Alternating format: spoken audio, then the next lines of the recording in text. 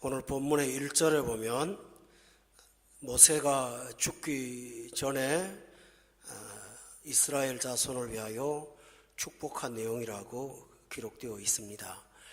모세가 80살에 하나님께 부름받고 40년 동안 광야에서 이스라엘 백성들을 이끌어 가나안의 목전까지 인도했고, 하나님께서는 그를 가나안 땅에는 들어가지 못하게 하시고 거기서 사역을 마치도록 하셨습니다.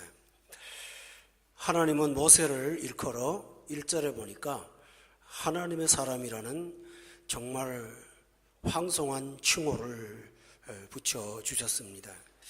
우리가 모두 다 하나님의 사람인 것은 틀림없지만, 특별히 구약에서 하나님의 사람이라고 명시할 때는 예언자나 선지자에게 지칭해서 하는 말이므로 모세가 최초 선지자로서 영광을 얻은 사람이라는 사실을 알 수가 있습니다. 그의 마지막 사역은 모세 오경인 율법을 40년 동안 설교하고 최종적으로 1절에 보니까 이스라엘을 축복함으로 생애 모든 사역을 마감의 결론이 되겠습니다. 이것은 구약에 보면 창세기에 야곱이 죽기 전에 자기 12아들을 불러다가 축복하고 생을 마감했고, 이삭도 죽기 전에 음식을 먹고 야곱과 에서를 축복한 그 전례를 따른 것 같습니다. 그렇지만 내용은 많이 다릅니다. 창세기 49장에는 이와 매우 비슷한 야곱의 축복이 나오는데, 그 야곱의 축복은 그들의 죄성을 지적하는 데 주로 내용이 할애되어 있습니다. 그런데 오늘 모세가 축복한 내용은 성도들의 죄성보다는 하나님께서 각자에게 어떻게 축복하실까, 그 축복에 대한 자세한 내용이 모세의 축복의 특징이 되겠습니다. 여러분, 모세는 이 축복을 하면서 마지막에 기도도 했습니다. 근데 그 기도가 시편 90편에 나오는 아주 유명한 기도입니다. 하나님은 모세가 말한 축복과 모세의 마지막 기도를 성경에 기록해 놓으시고 우리로 하여금 주목해 하셨습니다. 특별히 모세의 시편 90편은 제가 참 개인적으로 아주 늘 애송하는 말씀인데요. 인생의 종말에 관한 내용을 매우 상세하게 기록한 아주 중요한 내용이라서 여러분이 오늘 이 말씀 듣고 개인적으로 경건 시간을 따로 떼어서 시편 90편과 신명기 33장을 함께 겸하여 묵상해 보심이 참 좋겠습니다. 모세의 축복은 축복받는 자들의 축복받을 수밖에 없는 그 권세에 대한 것을 먼저 언급하므로 이스라엘 백성들만 복받는 것이 아니고 이 권세를 받은 사람은 누구나 다 동일한 복을 받는다 하는 것을 알려주고 있습니다.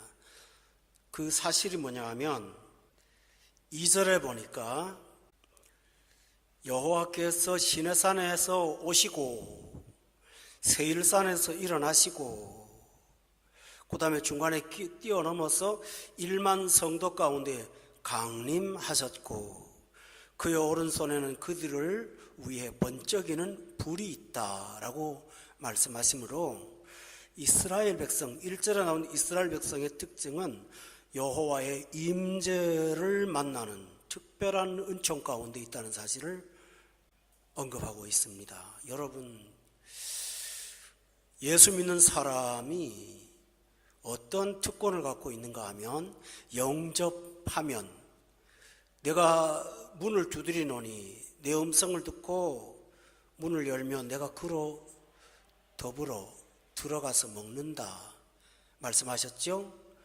또 우리를 일컬어 고린도전서 3장에 보면 성령을 모신 하나님의 전이라고 말씀하시므로 여호와의 임재가 나타나는 장소가 구원받은 백성임을 알려주시는 굉장히 중요한 내용이 있습니다.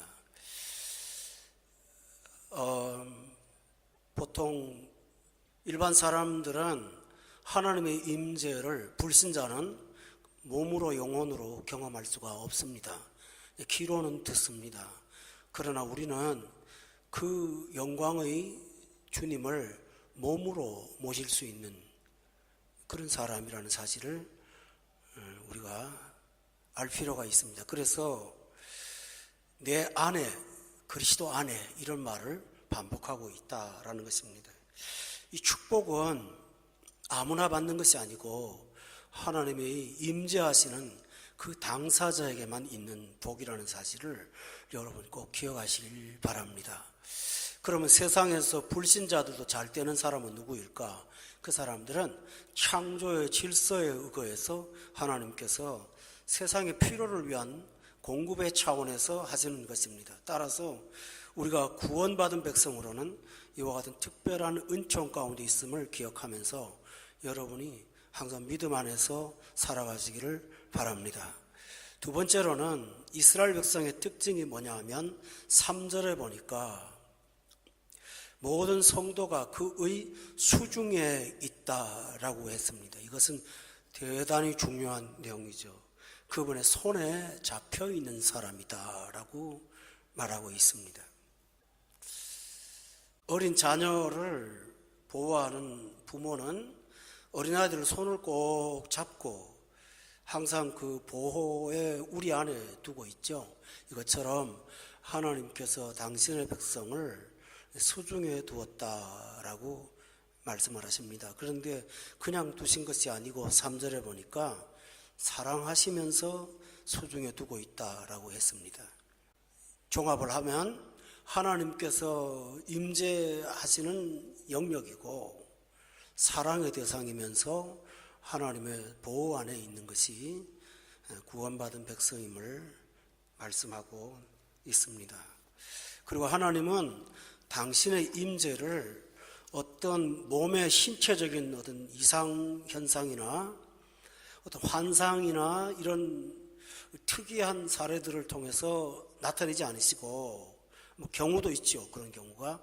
그렇지만 대부분의 경우는 3절에 보니까 주의 말씀을 받게 하셔서 듣게 하셔서 주의 임재를 경험케 하신다고 말씀하셨습니다.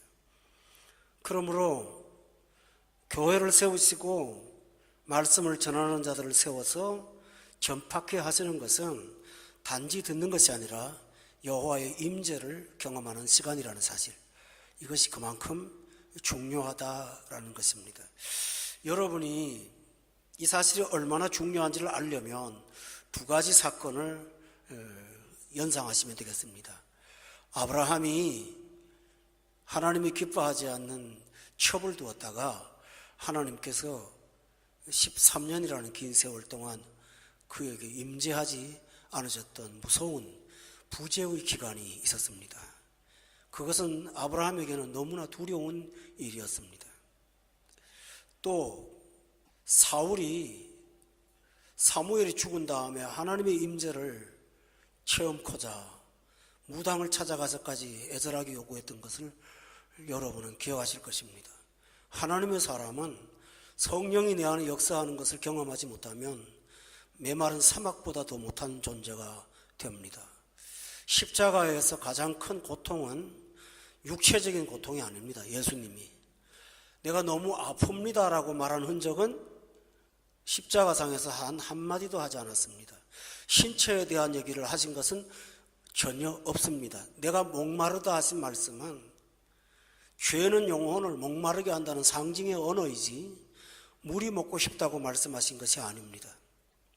그런데 십자가의 치료 중에서 가장 주님이 가슴 아파하면서 가슴을 통증을 느꼈던 것은 하나님을 아버지라고 부르지 못하고 나의 하나님 어찌하여 나를 버리시나이까. 하나님 앞에 버림받은 것이 죄의 심판 가운데 가장 두려운 것임을 예수님께서 알려주셨습니다. 그러므로 우리에게 성령께서 임재하신다는 사실, 이보다 더 귀한 것이 없습니다. 성령 충만을 간구하는 기도가 있죠. 그것은 하나님의 임재를 내가 온전히 수용하고자 하는 그런 기도가 되겠습니다. 모세가 이스라엘 백성들에게 너무 시달리고 고통을 당할 때가 있었습니다. 그때 그거는 차라리 나를 죽여달라고 하나님께 나가서 죽여달라고 그랬습니다. 얼마나 힘들면 이 세상을 그만 살고 싶었을까요? 그때 그러면서 그는 하나님의 임재를 잠깐이라도 보여주세요. 주의 영광을 제게 나타내 주시옵소서. 그리하면 내가 족하겠습니다 라고 기도했던 적이 있습니다. 그때 하나님께서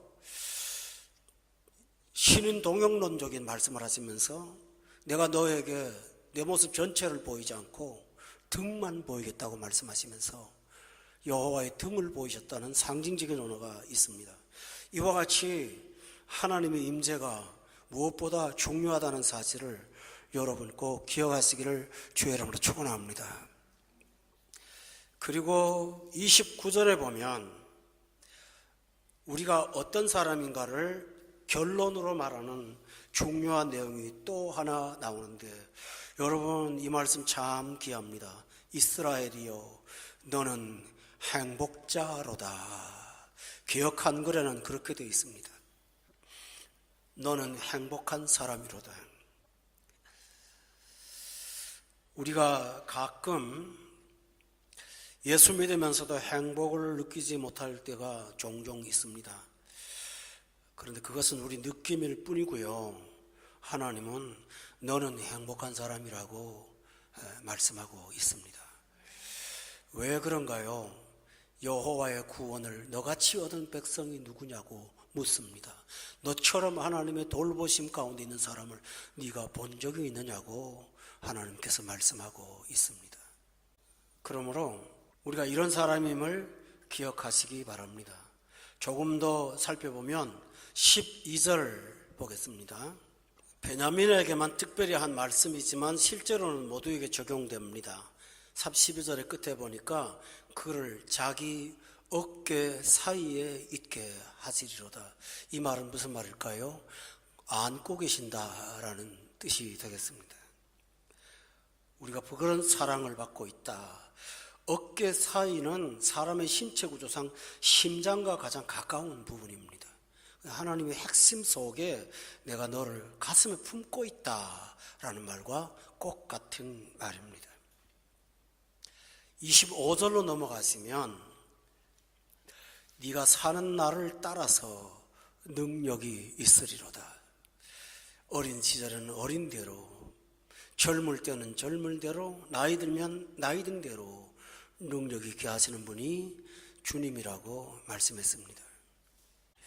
그러므로 여러분, 겉사람은 후패하지만 우리의 속이 날로 새로워진다는 사실을 항상 기억하시고 소망을 갖기를 주의 이름으로 축원합니다.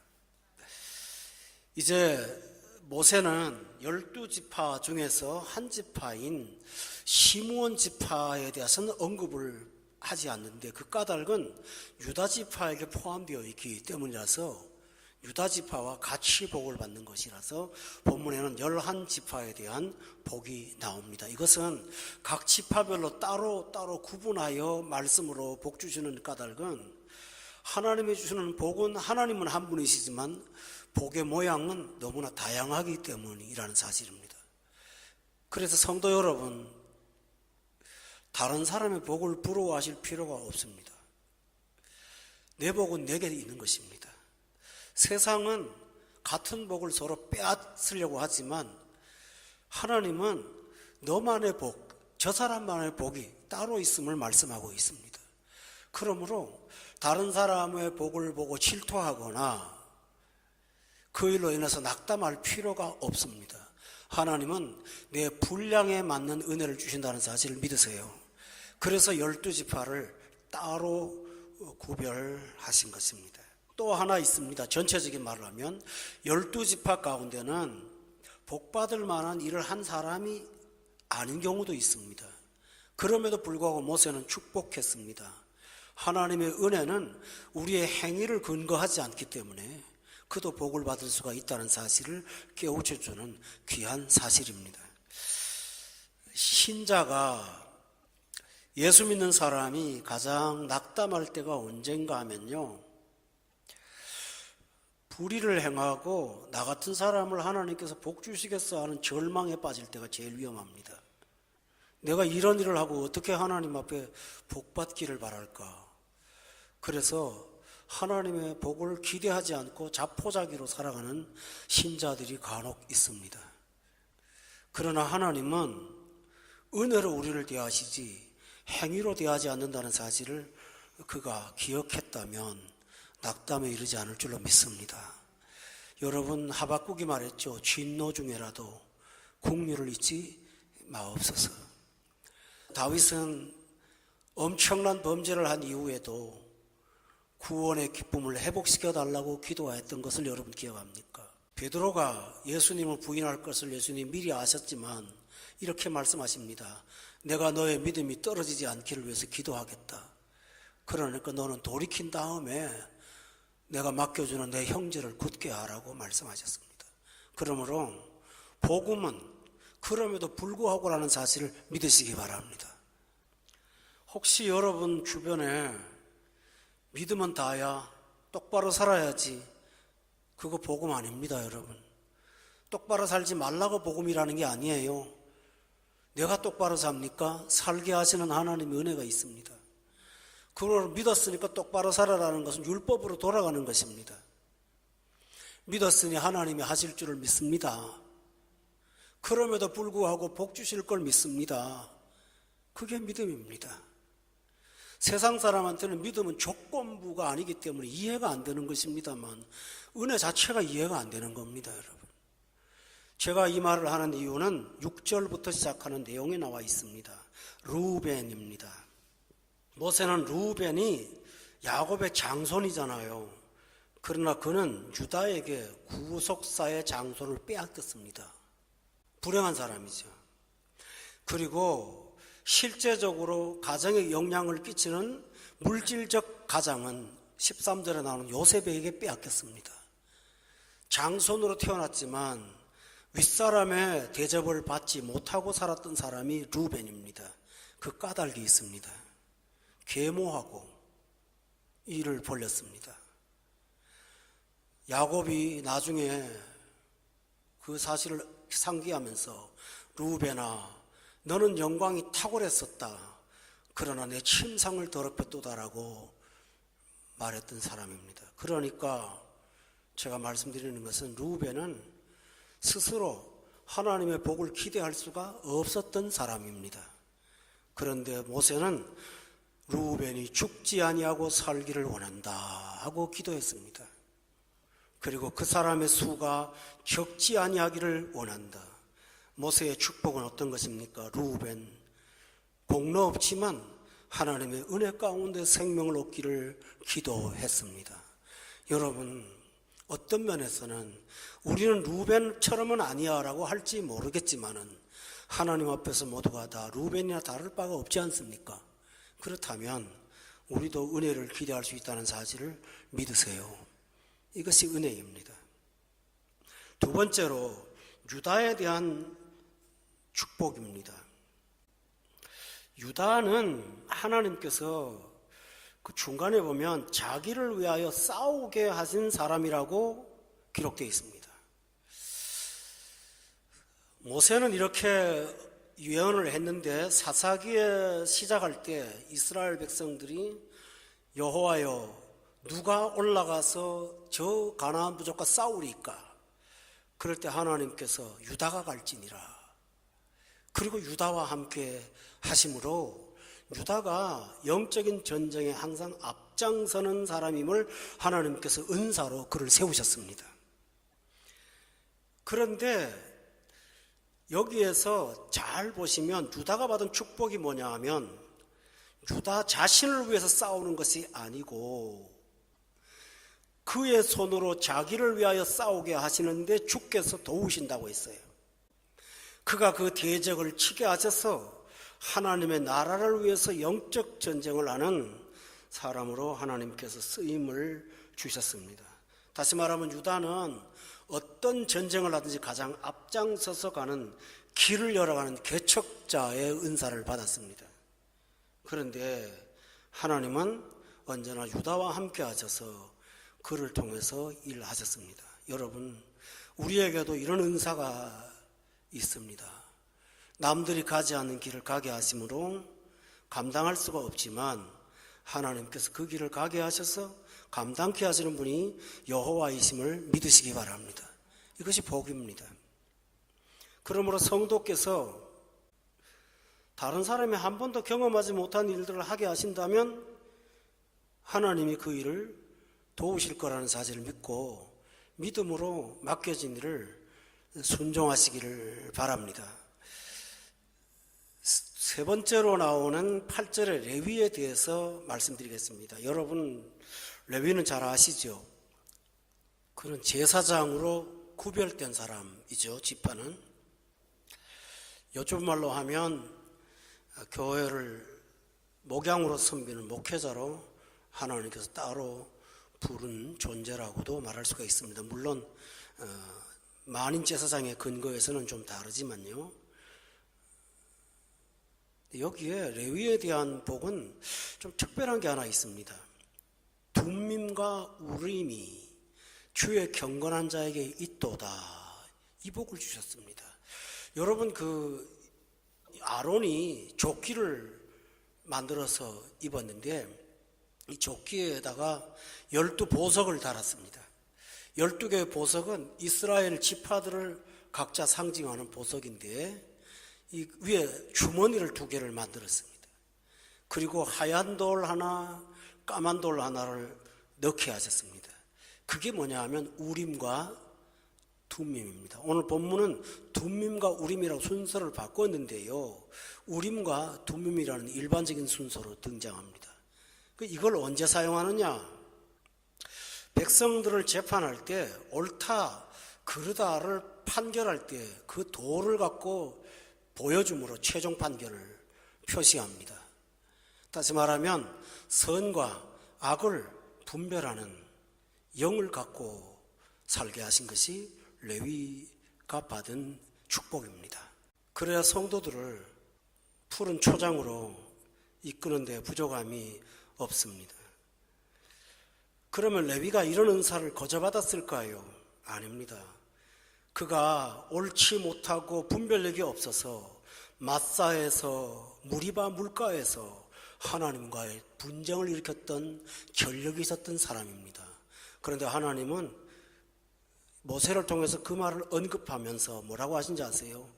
이 일들이 너를 분별력의 사람으로 만드는 과정이었다는 사실을 암시하고 있는 것입니다. 여러분이 기도하십시오. 하나님, 저에게도 우림과 둠밈을 허락하옵소서.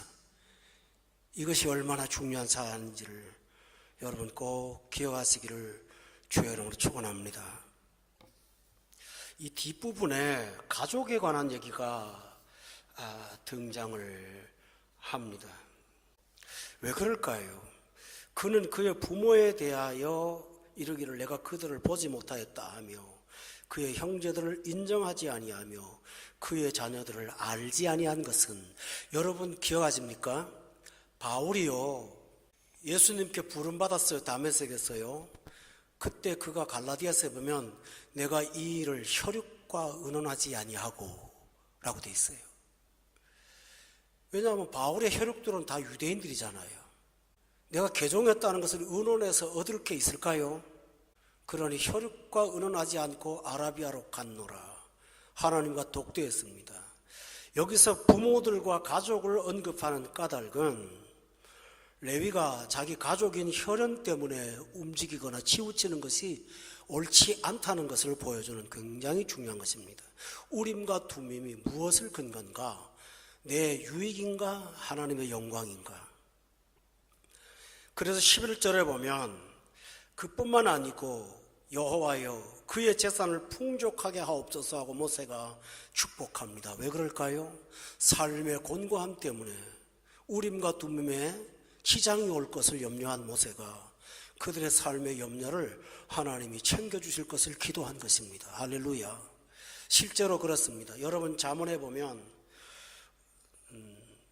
어떤 사람의 기도가 나오죠. 주여 나로 하여금 너무 부하게도 마옵소서. 부해서 하나님을 잊어버릴까 하나이다. 나를 너무 가난케 마옵소서. 내가 하나님 것을 도둑질할까 하나이다. 인간은 그럴 수 있습니다. 실제로 성도들이 물질이 연약하면 믿음도 약해져요. 물질이 부요하면 믿음에서 멀어지더라고요.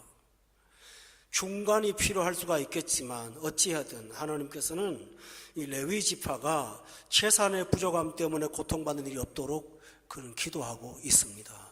교우 여러분, 이것은 성직자에게만 적용될 문제가 아닙니다. 여러분의 삶도 부하지도 않고 가난치도 않고 하나님의 은혜를 유지하는 데 지장이 없도록 해달라고 여러분이 날마다 간절히 기도하셔서 그 은혜를 받기를 주의 이름으로 축원합니다. 또 10절에 있습니다. 이렇게 해서 우림과 둠임이 왜 필요합니까? 성도들이 찾아왔을 때 이거 오라, 이거 글러, 그 판단하라고 하는 것이 아닙니다. 주의 말씀을 옳게 분별하라고 한 것입니다.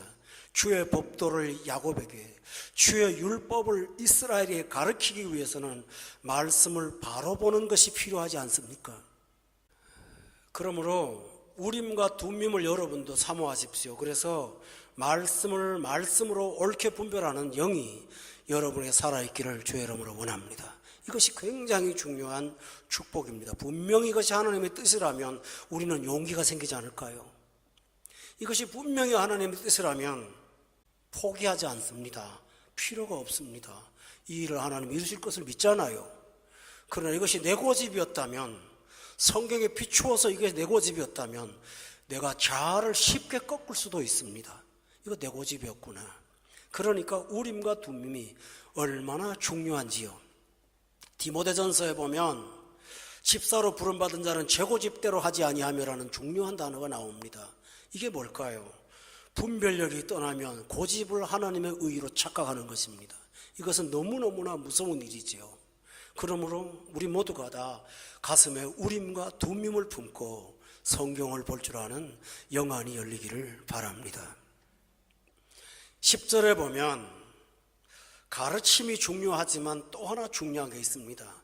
주 앞에 분향하고, 여러분 기억하세요.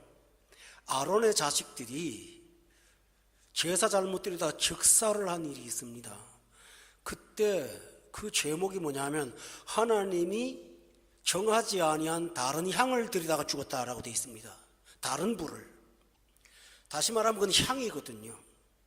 이게 뭘까요? 육신적으로 흥분시키거나 인간적인 어떤 감정을 유발해서 하는 그런 것들이 아니고 성령을 통해서 오시는 성령의 불을 온전히 전하라고 하는 것이 하나님께서 징계하신 까닭입니다. 그렇다면 주 앞에 분향하고 그 다음에 온전한 번제를 주의 제단 위에 드리리로다. 이 말로 하면, 신약으로 말하면 참된 예배를 하나님 앞에 드리는 것이다. 예배를 참되게 드린다고 하는 것은 늘 영적인 전쟁을 동반합니다. 굉장히 어려운 것입니다. 이게 한 시간의 온전한 예배를 전 성도와 함께 온전히 드릴 수 있는 것, 그게 바로 우리가 영적으로 승리하는 비결인데요. 레위에 대해서 이렇게 길게 쓴 까닭이 뭘까요? 오늘 본문에 보면 레위에 대한 말이 가장 길어요. 그 다음에 요셉이거든요. 그만큼 레위의 역할이 너무너무 중요하고요. 레위가 받는 복이 영적과 육적인 복이라는 사실을 기억하면서 하나님께서 그를 보호하기를 모세가 축복해 준 것입니다. 11절 끝에 보면 그를 대적하여 일어나는 자와 미워하는 자의 허리를 꺾으사 다시 일어나지 못하게 하옵소서. 왜 이런 축복을 할까요? 레위는 하나님의 말씀을 전하는 자이므로 그의 권위가 손상되어서는 아니 되기 때문입니다. 여러분 기억하세요. 엘리사가 대머리거든요. 아이들이 엘리사를 대머리라고 놀렸지요. 숲에서 곰이 나와서 애들을 물어 죽였어요. 왜 그랬을까요? 엘리사가 잘했어요? 아니에요. 말씀의 권위 때문에 그랬어요. 모세가 흑인 여자를 첩으로 얻었은 적이 있었어요. 누나인 미리암이 아주 정의파예요. 못 견뎌요, 그런 거요. 난리가 났어요. 어디 감히 지도자가 첩을 얻느냐고. 틀린 말 하나도 없죠. 그런데 하나님은 미리암에게 문둥병이 임하게 해갖고요. 왜 하필이면 문둥병입니까? 사람들 보는 앞에서 모세가 말씀을 전하는 권위를 훼손하면 아니 된다는 것을 상징적으로 보여줬던 사건입니다. 여러분, 모세가 정당하다고 하나님이 판정한 게 아니에요. 아마 내가 생각하기 때는 성경은 나왔지 않나 모세는 그 모습을 보면서 자기 누나가 벌받는 걸 두려워 떨었을 거예요. 자기가 받을 일이잖아요. 아브라함이 사라를 누이라고 거짓말했죠. 그런데 하나님께서 사라를 침상에 들였던 바로를 고통 주시고 해결하는 것은 아브라함이 기도해서 해결하게 하셨어요. 그리고 또 재산을 얻어 갖고 왔을 때 아브라함이 잘나서였을까요? 아닙니다. 그가 바로가 너희는 내 앞에 있는 선지자라고 말할 정도였거든요. 그러니 영적인 말씀을 보존하기 위한 하나님의 비상수단이라는 사실을 여러분이 기억하시기 바랍니다. 이 레위에 대한 축복이 이렇게 소중하다는 사실을 여러분이 본문을 본다면 목회자들이 자만할 것이 아니고 실제 이 말씀을 들으면서 두려움에 떨 수밖에 없다는 사실을 저는 발견합니다. 여러분도 마찬가지겠죠. 이제 12절에 나오는 베냐민에 관해서 말씀을 듣겠습니다. 여러분, 베냐민 지파의 특성은 이 막내거든요. 그런데 오늘 본문에 보면 순서가 아니에요, 그죠? 중간에 넣어놨죠. 그 다음에 요셉 앞에다 넣었어요. 요셉이 애굽에 팔려갔을 때 가장 궁금해하고 보고 싶었던 사람이 베냐민이에요. 왜냐하면 엄마가 같았어요. 그게 문제가 아니고 베냐민은 엄마의 얼굴을 기억하지 못합니다. 라헬이 출산하면서 죽었어요. 그래서 베냐민은 어미 없는 자식으로 태어나서 자랐습니다. 요셉이 늘 불쌍히 여겼어요. 신기하게도 이 이스라엘 12지파가 베냐민을 집안의 막내처럼 아끼고 좀 연민을 갖고 있었던 이 부족이 바로 베냐민 지파입니다. 여러분 기억하세요? 사사기에 보면 베냐민 지파가 마지막에 굉장히 못된 짓을 해요.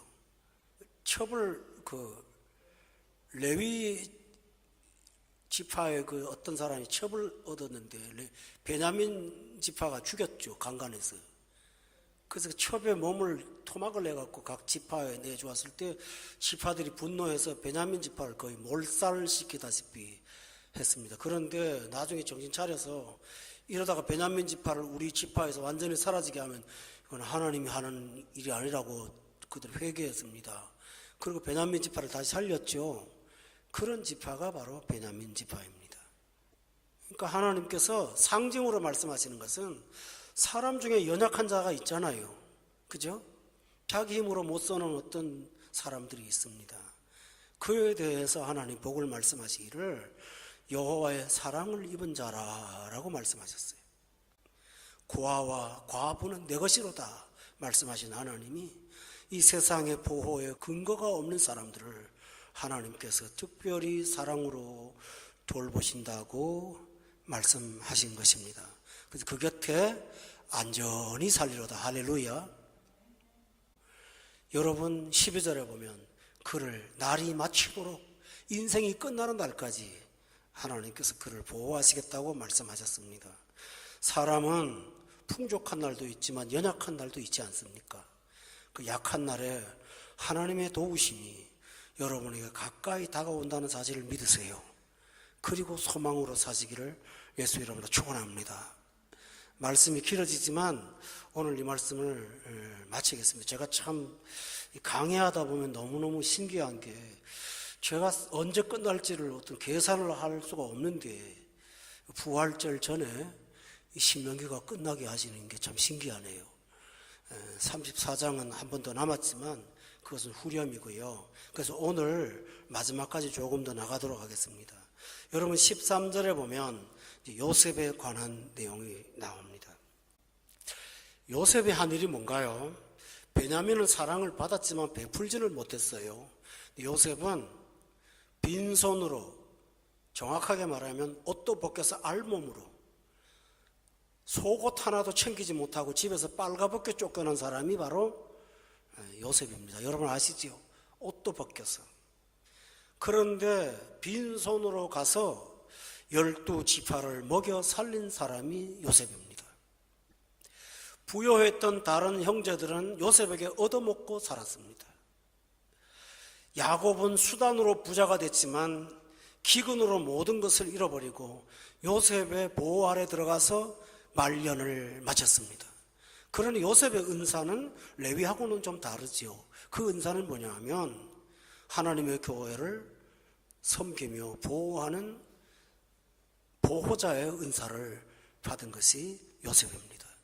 신약에 보면은 가요라는 장로가 나오는데 그와 같은 사람을 하나님께서 군데군데 심어두시고 그들을 사용하고 계십니다. 예수님이 십자가를 지시고 운명하셨을 때 그의 몸은 신성한 것이므로 한 번도 써보지 않은 무덤을 준비했던 아리마대 요셉은 부자였습니다. 하나님께서는 이사야 53장을 통해서 부자의 묘시를 준비해 놓았다고. 부자도 은사입니다. 쓰임받을 때가 있거든요.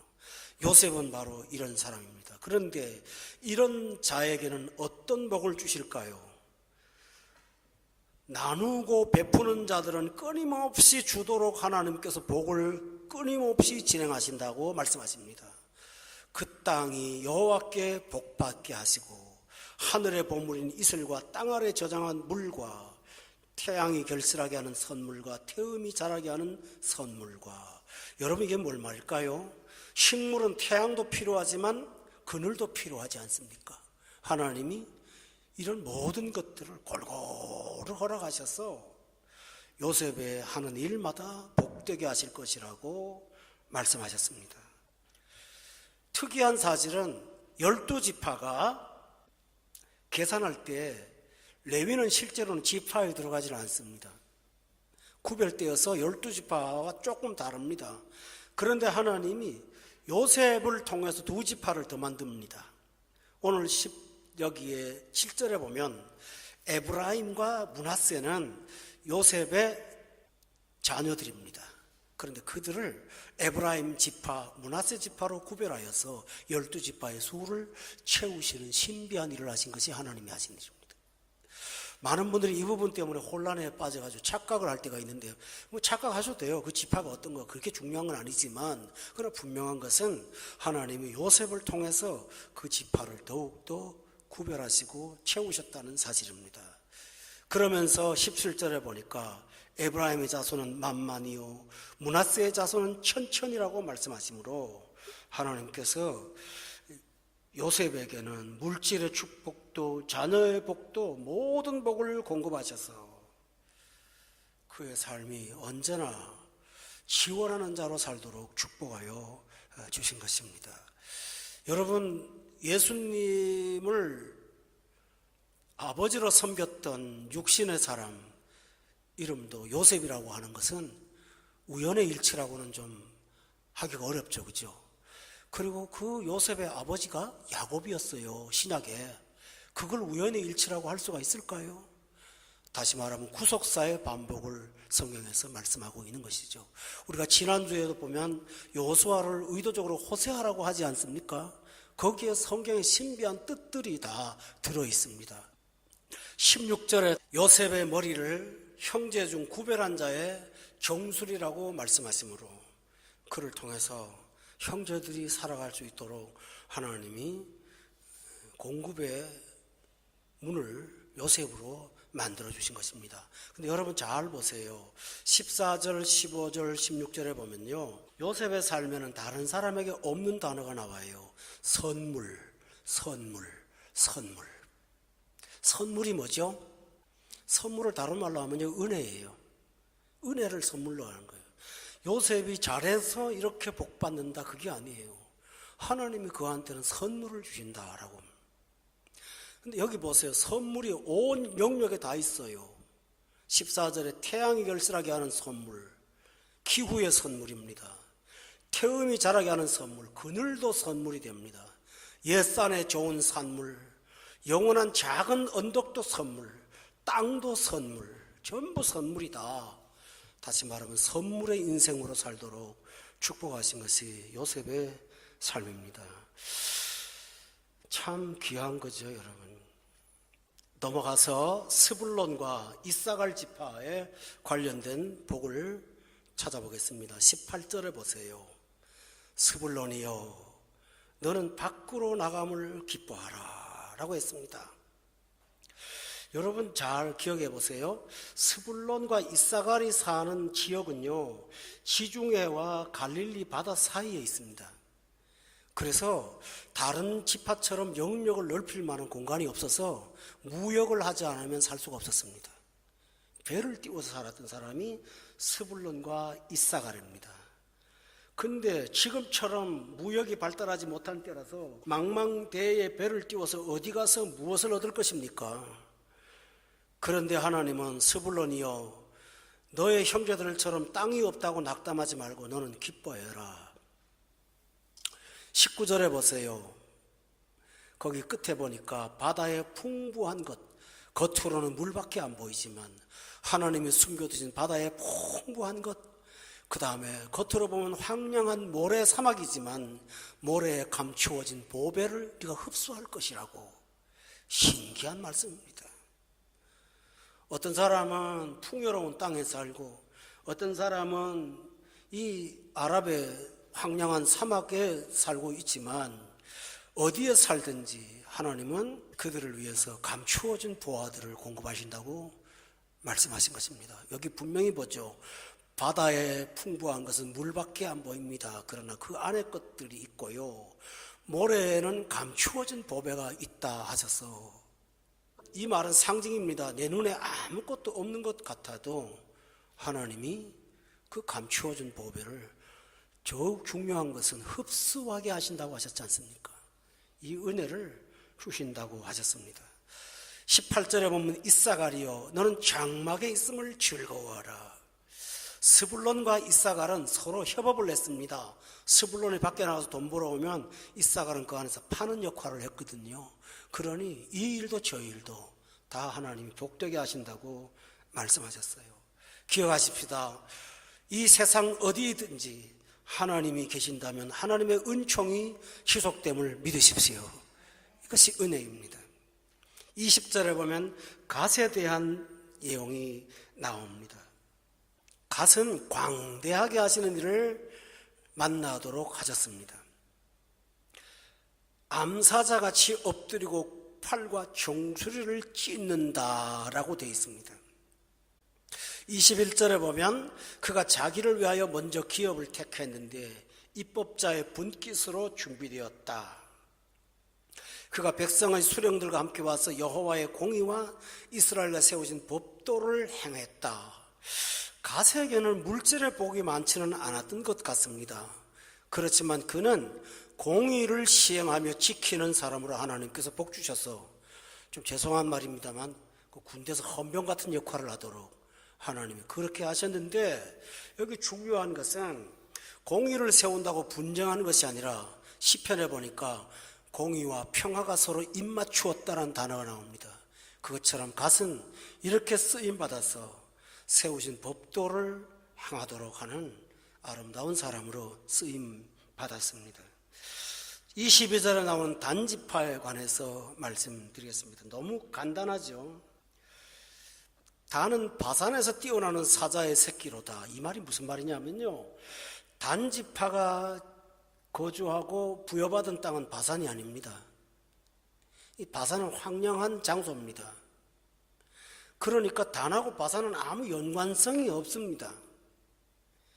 그런데 거기서 뛰어나오는 사자라고, 사자 새끼라고 말하는 것은 단이 어리게 보여도 강한 존재라는 사실을 가르쳐 주는 것이고, 예상치 못한 하나님의 은혜로 살게 하시겠다고 하시는 하나님의 약속이 단에게 부여된 것입니다.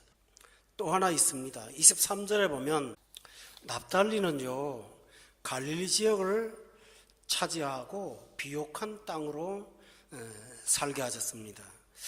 단하고는 전혀 달라요.